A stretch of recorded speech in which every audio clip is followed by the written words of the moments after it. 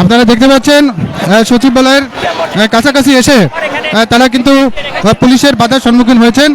Police কিন্তু তাদেরকে barricade দিয়েছে। আমরা আপনাদেরকে দেখানোর চেষ্টা করছি এখানে বিপুল সংখ্যক পুলিশ মোতায়েন করা হয়েছে। আপনারা দেখতেই থাকুন, এনএনবিডি লাইভের সঙ্গেই থাকুন। তারা শিক্ষা ভবনের উদ্দেশ্যে রওনা হয়েছিলেন। তাদেরকে শিক্ষক মণ্ডলীকে এখানে বাধাগ্রস্ত করা হয়েছে। পুলিশ আমরা দেখতে পাচ্ছি অলরেডি পুলিশের সঙ্গে তাদের প্রতিনিধি দলের বাকবিতণ্ডা চলছে। দেখতেই থাকুন,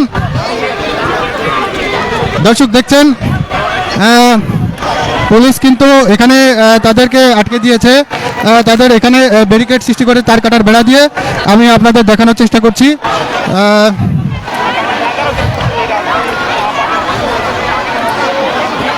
আপনারা জানেন তারা কিন্তু আজ 11 দিনের মতো এই অবস্থান কর্মসূচি ছিল এবং আজকে মিছিল সহযোগে এখানে এসে পৌঁছেছেন।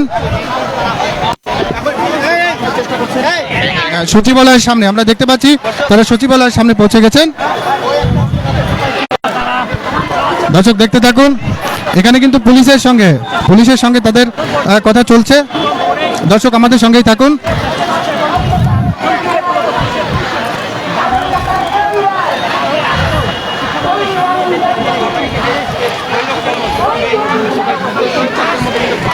আমরা দেখছি যেখানে তারা স্লোগান দিচ্ছে উই ওয়ান্ট জাস্টিস।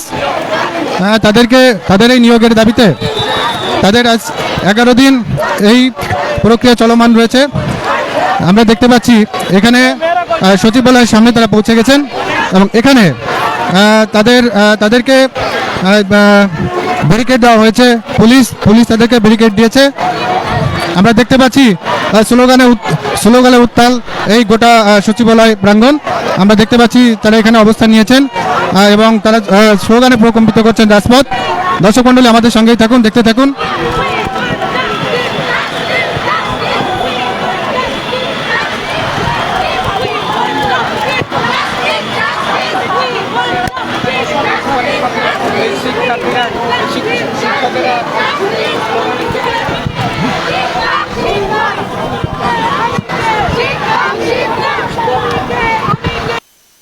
আমরা দেখতে পাচ্ছি এই মুহূর্তে কিন্তু নারী পুলিশ সদস্য এখানে আনা হয়েছে। তাদেরকে এখানে মোতায়েন করছে এবং তার কাটার বেড়া দিয়ে তাদেরকে যাত্রা ব্যাহত করা হয়েছে। আমরা দেখতে পাচ্ছি দর্শক, এতে তারা কিন্তু তাদের সিদ্ধান্তে অনড় রয়েছেন এবং তারা কিন্তু আন্দোলন চালিয়েই যাচ্ছেন। স্লোগানে প্রকম্পিত হচ্ছে এই গোটা সচিবালয় এলাকা।